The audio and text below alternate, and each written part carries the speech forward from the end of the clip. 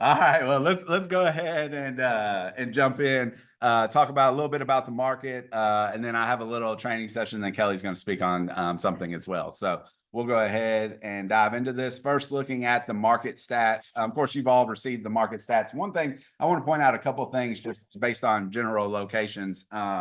In Owensboro, there was one really huge sale. So you can see right here, the average price is showing at 532. Just want to make you aware of that because I know a lot of you post this on social. Our average price is typically, falling somewhere in the around the 250 range typically, but keep in mind one really crazy high sale or a ton of really small sales can sway that one way or another. So just wanted to make sure that you caught that. Overall, inventory is still increasing. You see we're at 322 listings, and the average days on market is also increasing a little bit. Not as much in Owensboro and some of the other markets, but it's something to be aware of and make sure that you have conversations with your sellers about. And even your currently actively listed sellers, this is worth a conversation. Hey, I'm noticing it's taking longer and longer for homes to go under contract. I want to talk to you about what we can do to make sure that we can sell your property.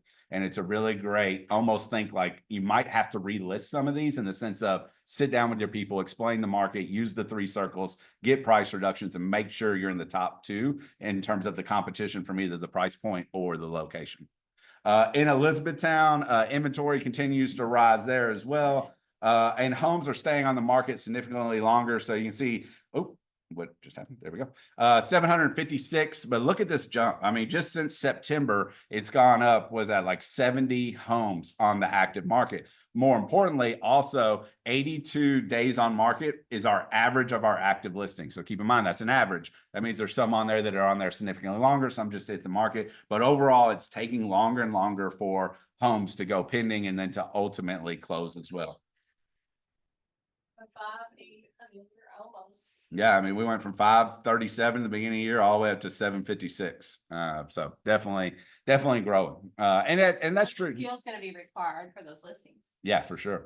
Evansville, same thing, or no, a little different. Sorry. Inventory is actually staying fairly level looking back over 3 months. So if you look from September all the way through now, just a little over 1,000, between 1,000 and 1,100 listings for sale. And look at this, their days on market is pretty much staying the same overall. So again, it kind of matters what market that you're in and where you're at. That'll base the conversations that you need to have. Looking at our Henderson market, inventory is pretty much talking over the last 2 months. Inventory is staying the same. Now they have basically doubled from where they were at the beginning of the year, but still inventory sitting in the low 70s with average days on market going up and climbing back to where it was in the wintertime. So it looks like in terms of Henderson, winter months, you're going to be around 60 to 70 days on market. And then spring and summer months, you're going to be closer to that 50 number. So again, just something worth noting. And then Louisville is inventory staying basically the same. You can see we've basically been for 2 months in a row now, 2,700, almost 2,800. And average days on market is staying in the upper 70s there as well. So just to recap, Owensboro increasing, the inventory continues to rise. E-Town, the inventory continues to rise, and in both those locations, homes are staying on the market longer. In Evansville, Henderson, and Louisville, inventory staying the same, and basically we're not seeing a big shift in the days on market. So based on where your primary sales location is, you can use that. And also keep in mind, part of the reason I share this information with you is not only can you share the graphics, but to be able to talk about the graphics in your posts. And then that leads to, more top of mind, more become the economist of choice in real estate from there. So any questions on market stats? No? Who knows what the rates did? I know y'all been paying attention to this. So here's where the rates were last week. Who has a guess on if they went up or down? They went down. Yeah. So they went pretty significantly down too. So you can see the fixed rate didn't jump a bunch. So it went this last week right at a little over 7. Now we're a little under 6. There are some local lenders that are quoting with really good credit score right now, 20% down in the 6.5 range, just FYI. But most part, you're going to be looking at a little bit under 7, but look at the FHA and VA, which is your bottom right-hand corners. So you're looking at, 6.6 basically all the way down to 6.3 for your FHA and VA. What was that? Aren't they going back in December? For another Fed meeting? Yeah. Yeah. So the Fed did reduce by a quarter of a point on the prime interest rate. And strangely enough, we didn't see, if y'all paid attention to this, we didn't see that reaction immediately. It wasn't actually until really this weekend and into yesterday that the rates really took that jump down. So we'll continue to monitor them. The good news is they're trending in the right direction. So that's good. I pulled some stats, and I know this is going to be blurry because the article I pulled it from this morning.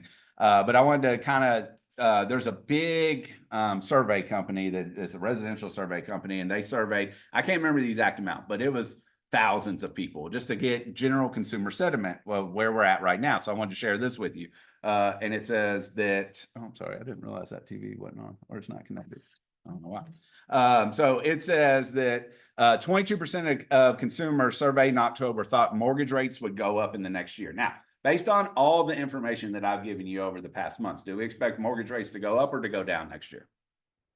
Down, right? So there's at least 22% of the people who are making decisions based off of inaccurate data or inaccurate perception of what's going on in the world. So again, this goes back to being the economist of choice and making sure that we're telling the story. Not only is it 22% thought it would go up, but the black line right here, 38% said it would stay the same.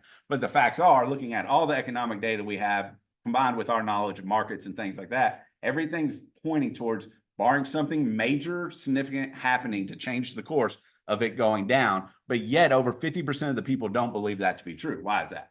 It's because the national media is telling the story and we're not telling the local story that we need to. So I need all of you to become news anchors and all of you to become marketing and advertising specialists and get this word out, because the more we get this word out, the more business is going to ultimately filter to you, right?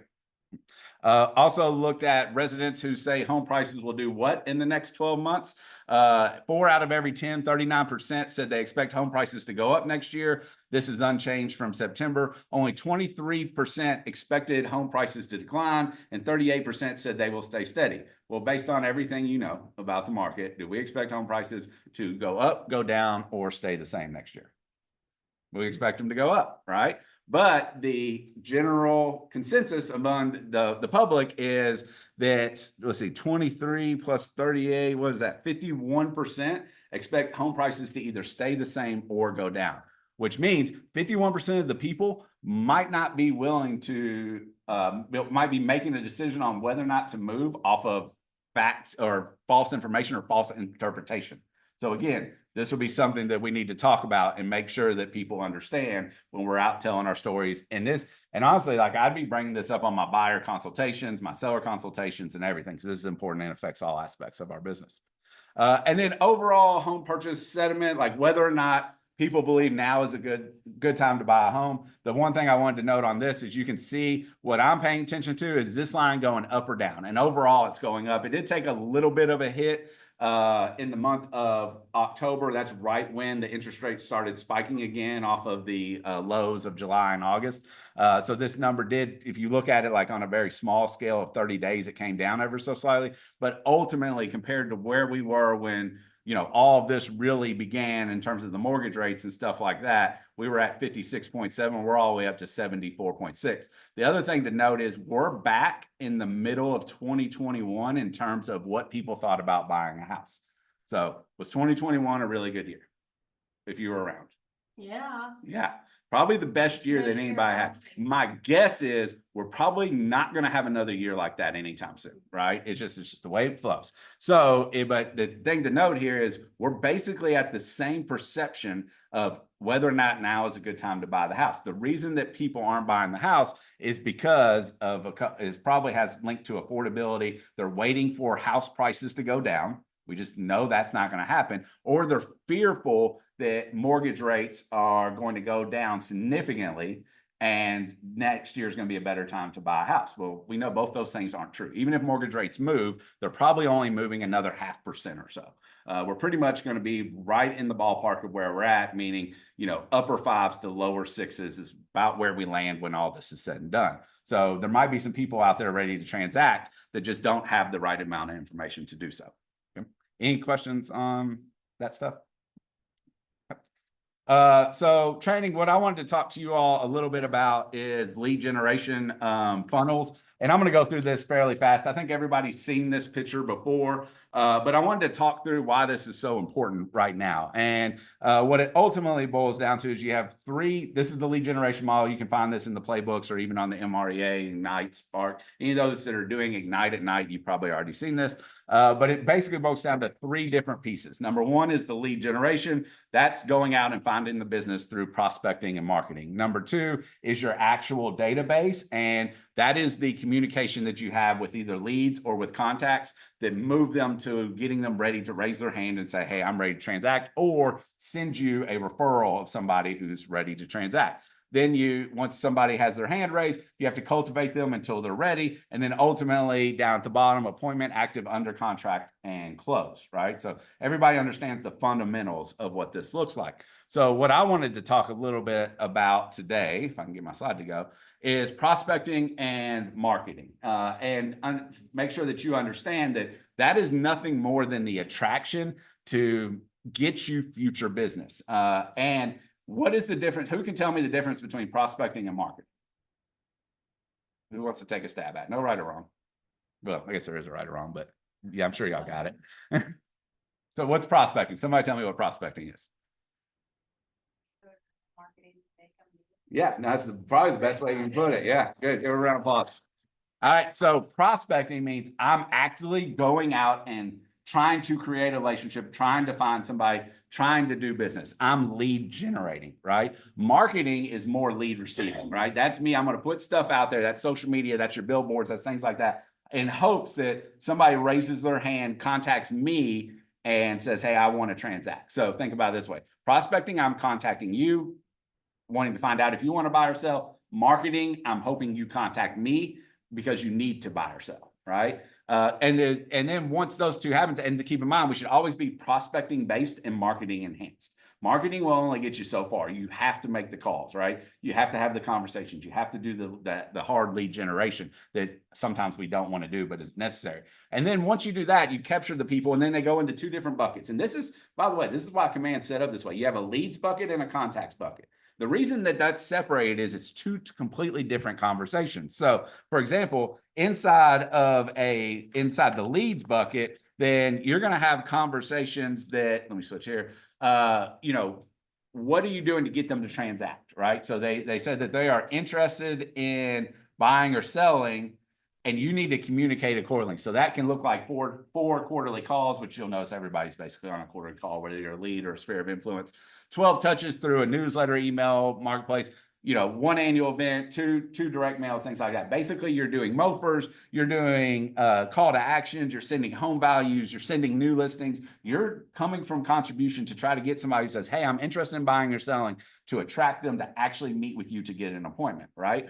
Your contacts is a little bit differently, because these are people that are more your sphere of influence. They might not necessarily be ready to transact right now, but there's still some value there, and you still have to build the relationship, because we know people are eventually going to move. Every 4 to 7 years, they're going to move. But on top of that, there's an opportunity to earn referrals, because if you know 100 people and all of your 100 people know 100 people, well, then you in theory know 100,000 people, right? You have the ability to touch 100,000 people. The question is your contacts and your point of value strong enough that they want to use you, right? So just keep that in mind whenever it comes to leads and contacts. And then ultimately, once we do that, we continue. That's where 90% of our focus is, by the way. Like, as an agent, whether you're on a team, whether you're an individual, none of that matters.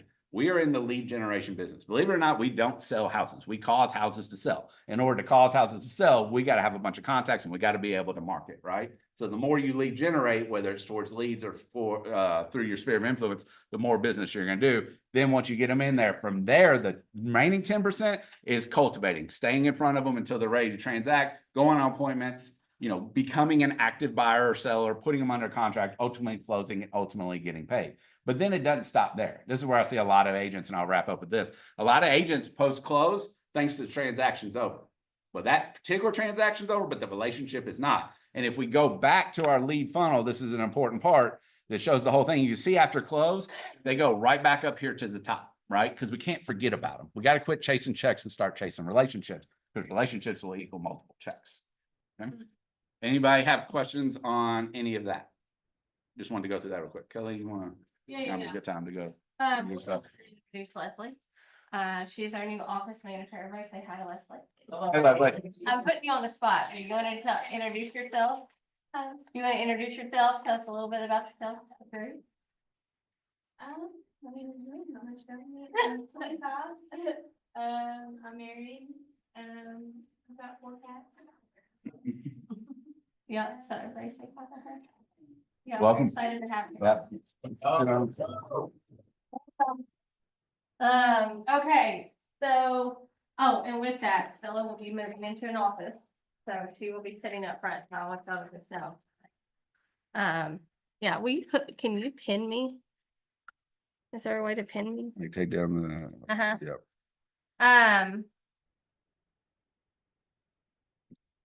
Maybe. Yeah, I remember. Can everybody see me like on the big? Okay. All right, cool. I just went over this in my team room, so bear with me. But Julie brought up a good point. So we just got back from the She Summit. Sorry, men.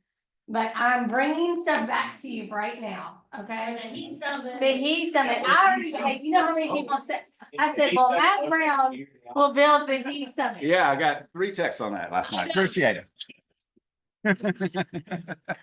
No, I really did. Everybody's like, can we? I was like, Zach man, Barnes, one of them. yeah. I don't remember if he texted me or not. Yeah, they want the He Summit. He was not, but he was salty about it. So he, and I told Okay. him if there is a He Summit, then he better be going. We got our first person signed up. I just got to figure out what to do. Okay, so I love this, and you cannot hear it too much. So Tina Call is a huge agent in Raleigh, North Carolina. Her team sells about 700, 800 homes a year, okay? I think that's right? Is that right? Yeah.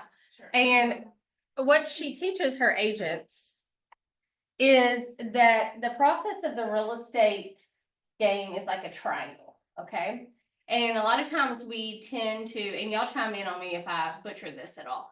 We try to compare ourselves to someone who's been in, like a veteran, like myself, that's been in it for almost 15 years, right? And we forget about the journey we're on. And so, and it's important to really, it's your journey. It's not someone else's, it's yours. And you also don't know what that veteran went through in that. So she breaks it down like in a triangle. And your first year is your process. Okay? So this is year 1. You have a lot of excitement. You got your license. Remember that first year, you're excited. You're like, I'm going to kill it. Really in your first year, I always think like people like remember you. People think, oh, Kelly just got her license. I'm going to send her deals. And then what happens after your second year? They forget about you, right? Right. But your first year is your process. So your second year is the year you get to practice your skill. Okay. This is year 2. So a lot of times in this year, this is why you see an 80% dropout ratio within agents, isn't it 80? I think it's gone up now, but. So it's a frustration year. You're like, damn, my first year I was getting deals when they first come, and then you hit frustration. And this is why a lot of agents can't hang on. I can't hang on because I can't get past the frustration year. Year 3, this is the year that you have to be patient. So you hear a lot, get through 3 years and people start calling you. But how you feel is bored. Boredom hits. How many of us that's been in 3 years has felt like that? You remember that? The bored year. You bored? My third year was 2020, and so no. Yeah, well, you had a little. There was no being bored in that year. I was being trained. Yeah. It was like, here's Yeah. life. So you normally hit board. This is about, and then right here is kind of where your real estate business kind of takes off. This is a critical time frame after year 3, okay? And then the next phase is 5 to 9 years. So you kind of juggle your 4th year, after your 4th year, it's a critical time. Most people don't get here. I'll just tell you. Like, it's hard for people to get here. I would say, I think the stat is 87% don't make it past 3 years in the business. Critical. Critical. This is a critical thing. Most people do not make it past this. Why do y'all think that? They give in, give up. They give up, they got bored, they may not have developed processes like Matt just went over, they may not have developed their database, right? Plan for it, kind of know. Yes. If they do, this is a powerful year. This is a confident year. Damn, I have a business. Moose. Do you remember feeling that? Confident?